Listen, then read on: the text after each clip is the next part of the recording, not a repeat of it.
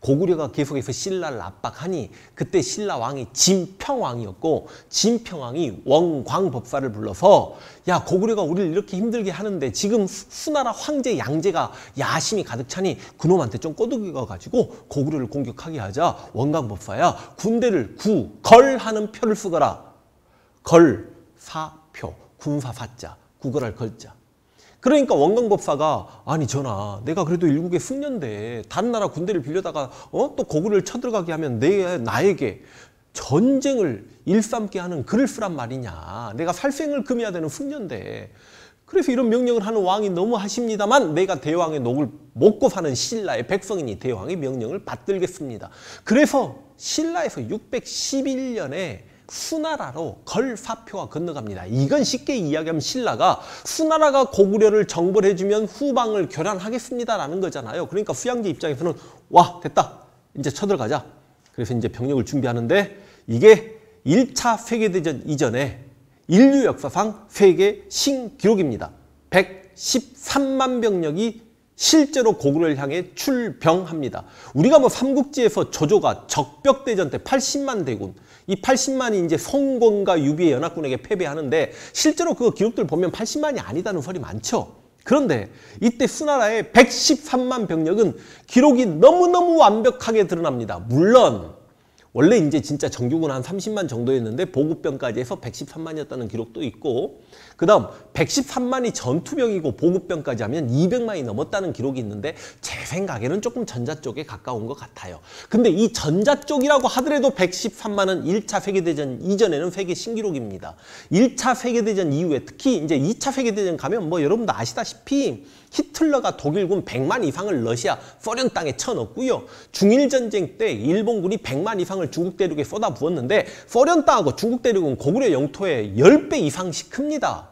러시아, 소련 땅은 수십 배 크고 그러니까 이거는 진짜 고구려는 중국이나 소련에 비하면 작은 나라예요. 그 작은 나라에 113만 병력이 출발하는데 선발대가 출발하고 후발대가 출발할 때까지 40일 걸렸어. 40일. 아니 그럴 거 아니야. 113만 명이 동시에 걸어갈 수 있는 도로가 어디 있습니까? 그리고 선발대와 후발대의 거리가 960리라는 기록이 나옵니다. 10리 4km, 100리 40km, 4구 36 거의 400km. 실제 우리나라 서울과 부산의 거리가 거의 400km죠. 그러니까 선발대가 서울을 행군하고 있으면 후발대는 부산을 행군했다는 거 아닙니까? 우와, 그래 113만 병력이 요서를 건너서 요하를 건너갑니다. 자, 요하를 건너가면 고구려가 자랑하는 요동 방어선이 뭐 백암성, 비사성, 뭐 신성, 안시성, 요동성 이런 엄청난 성들이 있습니다. 자, 근데 이제 이 중에 진짜 중심이 되는 성은 요동성인데 이 요동성에서 113만 대군과 맞붙었습니다. 그런데 이때 요동성주가 113만 대군을 완벽히 막아냅니다. 나중에 당태종 이세민이 안시성을 공격할 때 그때 당나라 병력이 50만, 60만이다. 아니다, 30만이다. 의견이 분분합니다. 그런데 그걸 막아낸 안시성의 양만춘 성주에 대해서 후세들이 많이 칭송하고 영화로까지 만들어지죠. 물론 진짜 이름이 양만춘인지는 알 수가 없습니다. 그런데 수나라 병력, 수양제의 113만 대군을 막아선 요동성주는 이름을 알 수가 없습니다. 그러니까 제가 역사를 가르치는 입장에서 이 이름을 알 수 없는 요동성주, 어마어마한 기록이 4달인가? 그 이상인가요? 그 113만 대군을 맞서 싸웠던 아마 인류 역사상 개개의 성 입장에서 가장 많은 병력을 성 앞에 두고 막아낸 전쟁을 수행해낸 우리 요동성주 이름을 진짜 알고 싶고 기억해드리고 싶습니다. 그래서 우리가 수양제를 막아낸 이름 모를 요동성주를 꼭 마음속에 한 번쯤 새겼으면 하는 생각이 있고요. 이놈의 요동성이 113만 명이 공격하는데도 무너지지 않으니까 수양제 입장에서 얘가 탈 거 아닙니까? 113만 명이 먹어대는 군량미를 생각해봐. 그래서 별동대를 만듭니다. 별동대. 젠장, 별동대가 30만이야. 그러니까 여러분 당시 113만 병력의 공포감을 좀 이해를 하셔야 되는데 고구려 인구가 한 당시 200~300만 명, 200만 명으로 계산하기 쉽게 한번 가봅시다. 그럼 남자가 100만 명이야. 근데 113만 명이 쳐들어왔던 건 그 나라 전체 남자 인구수만큼 쳐들어온 거예요. 그러니까 우리 인구가 5천만인데 남자 인구가 2,500만이라고 합시다. 누군가 총을 들고 2,500만의 병력이 쳐들어온다고 생각해봐. 와. 근데 별동대가 30만? 이거 고구려 어지간한 병력 숫자 다 합친 것보다도 많습니다. 그러니까 우중문과 우문술에게 30만 병력을 주어서 모든 성을 포기한 채 그냥 평양만 두드러 까거라 라고 명령을 내리는데 후문제가 멍청한 명령을 내려요. 왜냐면 보급병이 따라가면 또 행군 속도가 느리니까 30만 병력이 자기들이 먹을 수 있는 100일치 식량과 그 다음 야전 텐트와 각종 무기와 각종 전투복을 다 챙기고 행군하라. 근데 그 무게가 기록에 입각하면 50kg에 육박합니다. 50kg래요. 그러면 여러분 이거 현대전에서 군인들 완전 군장하는 40kg짜리보다 훨씬 무거운 거 아니야. 그러니까 50kg짜리를 짊어 메고 행군을 하는데 행군 속도가 빨랐을 리도 없을 거고 너무 무겁다 보니까 백성들이 쌀을 그 군인들이 별동대 30만 병력이 쌀을 버리기 시작해요. 그러니까 우중문이나 이런 장군들이 전투식량이잖아. 전투식량을 버리는 놈은 목을 벨 것이라고 실제로 막 차명도 합니다. 그러니까 무서워가지고 몰래 밤에 땅을 파가지고 쌀을 묻고 막 행군을 해요. 그러다 보니까 100일치 식량을 들고 행군했는데 행군 중에 식량이 다 떨어져 버리네. 완전히 배가 고팠겠죠. 그래도 평양성까지 그 30만 병력은 진격을 해야만 합니다. 근데 그 30만 병력이 평양성을 향해 가고 있을 때 고구려군이 계속 게릴라전을 전개하면서 패한 척, 게릴라전 전개하고 공격했다가 패한 척, 싸우고 물러가고 싸우고 물러나고를 반복합니다. 그래서 사이가 저하되고 있을 때 을지문덕이요 실제로 우중문을 만나러 옵니다. 만나러 와서 뭐라고 이야기하냐면 우리 고구려가 항복을 하겠다. 이제 평양성까지 쳐들어오지 마세요 라고 이야기하고 실제로 후문제가 뭐라고 명령을 내렸냐. 절대로 고구려 왕이나 을지문덕을 만나거들랑 생포해라 라는 명령을 내렸음에도 불구하고 을지문덕이 사신으로 와서 당당하게 고구려로 돌아가려고 하니까 당시 우중문과 우문수는 잡으려고 했지만 다른 중국 관료 하나가 그 징비록 썼던 유성룡과 이름이 비슷했던 친구인데 유사룡인가? 그런 친구가 그래도 우리는 대국의 군대인데 저 고구려에서 사신으로 왔던 장군 하나를 벌모로 잡아서야 되겠냐? 그래서 을지문덕이 돌아갔죠. 돌아갔는데도 불구하고 을지문덕이 항복을 안 해. 그러니까 우중문의 30만 병력은 평양성까지 진격을 하는데 배를 고파가면서까지 진격을 할 때 이 수나라 병력 30만이 힘들었던 게 뭐냐면 을지문덕이 청야작전을 펴니다. 여러분 솔직히 말씀드리면 청야작전은 그렇게 아름다운 명령은 아닙니다. 그러니까 중국이나 일본에서 많은 내전이 있었지만 청야명령은 거의 내려지지 않는데 이게 뭐냐면 자 다른 나라 군대가 쳐들어왔으니 백성들은 평양 이남으로 후퇴를 하라. 백성들은 피난을 가라. 자 그러면서 집도 불질르시고 우물엔 독약을 푸시고 가축은 전부 도살하시고 논밭 산들 다 불태우거라. 그러니까 이게 백성들의 어마어마한 고통을 동반한 전쟁 승리였음을 알고 계셔야 됩니다. 이 살수대첩을. 그러니까 이게 예를 들어서 만약에 절대로 그래서는 안 되겠지만 혹시나 북한이 쳐들어왔다고 칩시다. 대통령이 TV에 나와서 북한 괴뢰기 집단이 뭐 지금 대통령 안 그러겠지만 그래도 그럼 그때는 그래야죠. 이렇게 민족 상자의 비극이 다시 한번 일어났습니다. 그러니까 우리 남한 대한민국 국민들은 제주도로 피난을 가셔야만 합니다. 아파트 폭파시키시고 자동차 폭파시키시고 은행에서 현금 찾아서 다 불질르시고 이러면 좋아합니까? 근데 여러분 고대 전쟁이라는 건 기본적으로요. 약탈, 방화, 사륙, 겁탈 이런 걸 허락을 합니다. 그래야 정근대 전쟁에서 이거 이야기 끝내 길어지네. 여러분 봐봐. 고대 전쟁을 보면 성벽을 올라가는 그 용맹함을 여러분 이해가 되십니까? 무슨 말이냐면 성벽에서 뜨거운 기름 붓고 활로 쏘고 창으로 내리꽂고 돌멩이 내려 ጭ는데도 불구하고 막 성벽을 기어 올라가죠. 왜 그럴까요? 물론 후방에서 장군이 성을 계속 기어 올라가거라. 뒤로 돌아서 후퇴한 놈 목을 치려라. 물론 그러니까 이렇게 성벽을 기어 올라가는 경우도 있겠지만 성벽을 올라가가지고 막 이렇게 육박전을 전개해가지고 어찌저찌 해서 성문을 여는데 공을 세웠다라고 하면 이게 신분이 만약에 일반 노비였으면 어디 장군으로 승진을 내버리는 거고요. 어마어마한 포상이 따르는 건 당연하고요. 또 하나 성 안에 들어가서 기본적으로 약탈과 겁탈을 허락을 합니다.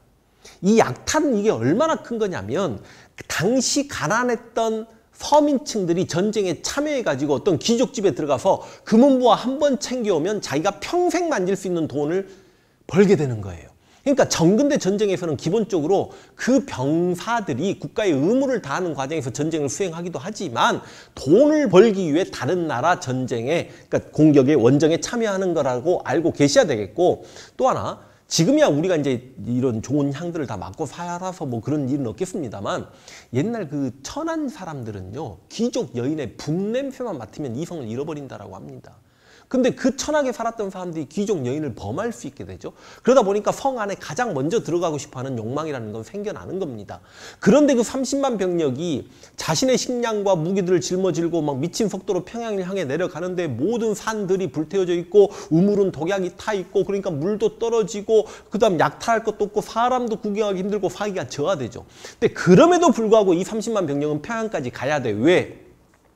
수군 병력이 산둥반도를 넘어가지고 내호아라는 수나라 장군이 대동과 하구에 이제 오면 걔네들한테 식량이 있을 테니까 그놈 먹고 같이 평양성을 공격하면 되겠지라고 생각하고 내호아를 만나기 위해 30만 병력이 평양으로 내려오는데 아니 내호아 이 미친 새끼가 수군 총사령관 아니야. 수군이 성벽 기어 올라가고 보병전 성을 공격하는데 그렇게 강할 리는 없잖아요. 그런데 건방지게 수군의 힘만으로 평양을 점령하겠다고 평양성을 공격합니다. 그런데 당시 평양성은 성문도 열려 있었고 평양성에 사람이 하나도 없어. 그러니까 너무 쉽게 평양성으로 들어갑니다. 성을 완벽히 장악할 때까지 내호아 이놈이 어찌 보면 계속해서 전투 태세를 늦추면 안 되는데 바로 병졸들에게 약탈 명령을 내립니다. 그런데 고건무 장군이 고씨니까 당연히 우리 고구려 왕족이겠죠. 게르부 고씨 훗날 영유왕이 되는 고건무 장군이 사원 절에 500여 병력을 이렇게 숨겨놓고 있다가 그 500여 병력이 공격을 해서 이겼다라고 하는데 조금 이상해요. 아무려면 고구려가 겨우 500병력으로 수나라 내호아 병력을 물리쳤을까? 그래서 아니 우중문 30만 병력은 그래도 평양성으로 가면 내호아 수군 병력을 만나겠지라고 기분 좋게 내려왔는데 내호아가 이제 패잔병이 돼가지고 상거지꼴을 하고 있는 거야. 그 상황에서 평양성을 공격할 수 있다 없다? 불가능해요. 그래서 어떻게 해야 되나 고민하고 있을 때 이때 을지문덕이 우중문에게 시를 한 수 적어서 날리잖아. 이게 그 유명한 여수장 우중문 시잖아요. 귀신 같은 책략은 하늘의 이치에 닿았고 기묘한 깨는 땅의 이치에 닿았다. 네가 전쟁에 이겨서 공이 높으니 이만하면 만족함을 알고 군대를 돌리거라. 이게 그 유명한 여수장 우중문시인데 이 시를 받아든 순간 우중문이 내가 을지문덕에게 속았구나. 제가 항복하겠다는 건 거짓말이겠구나 하고 이제 배고픈 상태에서 거짓골을 하고 군대를 뒤로 돌리죠. 근데 일설에 의하면 을지문덕 장군이 얘네들이 청천강을 건너갈 때쯤 청천강 상류를 뚝으로 막아서 물이 깊지 않게 만들어서 걸어갈 수 있게 만들었다가 수군이 수나라 병력이 절반 정도 지났을 때 뚝을 터가지고 군대를 둘러 쪼개놓은 상태에서 고구려군이 공격해가지고 이때 정확하게 30만 5천 병력이었거든요. 30만 5천 병력 중에 요동성까지 살아 돌아간 자가 2,700명이었다. 이게 우리 역사상 3대 대첩 중에 하나인 을지문덕의 살수대첩입니다. 612년에 있었던 어마어마한 전쟁이고 진짜로 대단한 겁니다. 고구려는 이때 수나라를 막아내면서 민족의 방파제적 역할을 한 거죠. 수나라가 중국 전체를 통일하고 수문제의 30만과 수양제의 113만 명을 이겨냈던 이때 고구려의 왕은 역시 영양왕이고요. 우리가 을지문덕만 기억해서는 또 아니 된다라는 말씀을 드리겠습니다. 엄청난 군주였고 엄청난 장군이 계셨다는 말씀을 드리겠고 수양제는 후퇴하지 않을 수가 없었습니다. 이때 수양제 113만 대군이 고구려 원정에 실패하고 나서 당시 수나라에서는 요동 땅에 가서 개죽음을 당하지 말라라는 노래가 유행을 했고 이때 수양제 113만 대군은 후대의 중국 황제들이 두고두고 회고할 만큼 어마어마한 병력이었다는 말씀을 다시 한번 드리겠고 근데 수양제 이 새끼는 아버지 수문제만 못한 새끼야. 아버지 수문제는 고구려를 쳐들어보고 야 쉽지 않구나. 나라를 정비해야 되겠다는 생각을 했던 반면에 수양제는 바로 다음에 그리고 그 다음에 그러니까 살수대첩이 612년인데 613년과 614년에 수양제는 고구려를 다시 한번 정벌을 옵니다. 다 실패합니다. 이게 수나라의 고구려 정벌 4차례 전쟁이에요.